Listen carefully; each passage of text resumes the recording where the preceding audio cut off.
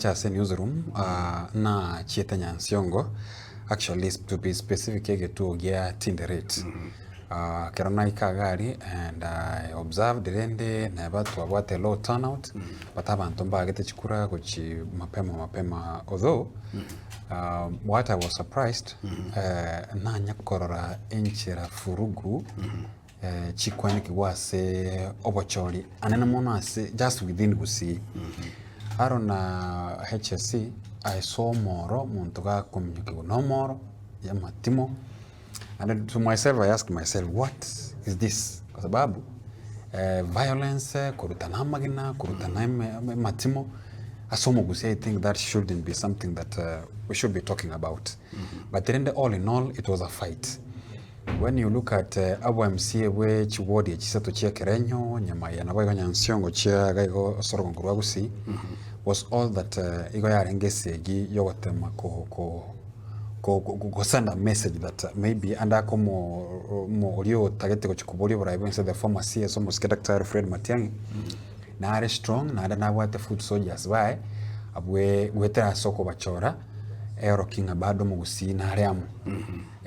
When you look at other sites unabono uzito igo ya renga shekero kia Mbeere North then of course to abate kero kia Malava of which I can't be far away from what HSC said na nchi gona arochinga the one that was assured the P na kuchinda atebe kia renge kia Malava from the opinion polls that we had chiko was sponsored ne some opinion companies Seth Panyako looked like Igarenge very strong and the support he had. But unfortunately, as a Chikura, you see Kero more in that close proximity, like yani more anyange, anything happens. Tering like tubuate a landslide Roma the Turu Nabogota Banga. But when we have that closeness, it means that anything can happen, like what happened in the neck to neck. It happened in Malava and equally in Mbeere North. Actually, if you ask majority of the people, you could not tell that we had elections in Banisa. We had elections in Ugunja. We had elections in Magarini.